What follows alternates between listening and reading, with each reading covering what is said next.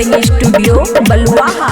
गरमी से राजा हम छिए परेशान, पसीना से भरल रहे दुनु सामान। गरमी से राजा हम छिए परेशान, पसीना से भरल रहे दुनु सामान।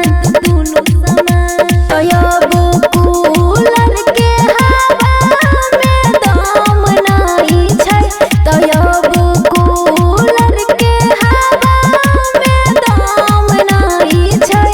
कैसे रहियो सैया लहंगा गरम रहै छै, कैसे रहियो सैया गरम रहै छै।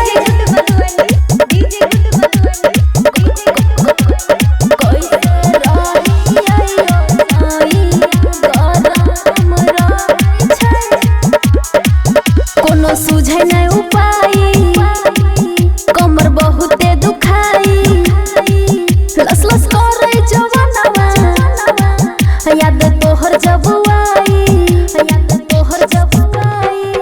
कोनो सुझे नहीं उपाय, कमर बहुते दुखाई, लस लस करे जवानवा याद तोहर जब आई। तोरा हो मोहरा पतानियो ध्यान नहीं छ, तोरा हो मोहरा पतानियो ध्यान नहीं छ।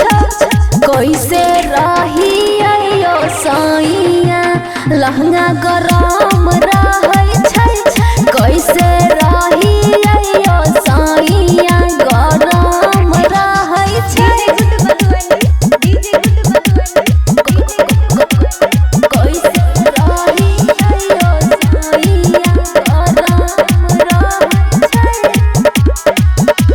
सुमित साजन करे छिया निहोरा, दीपाल के दुखवा समझ तू थोड़ा। राइटर सुमित साजन करे छिया निहोरा, दीपाल के दुखवा समझ तू थोड़ा। जित देवहरा के तनियो शरम नहीं छै, जित देवहरा के तनियो शरम नहीं छै।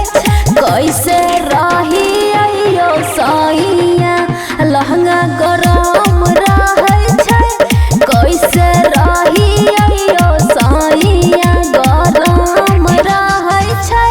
खुशी रिकॉर्डिंग स्टूडियो बलुआहा।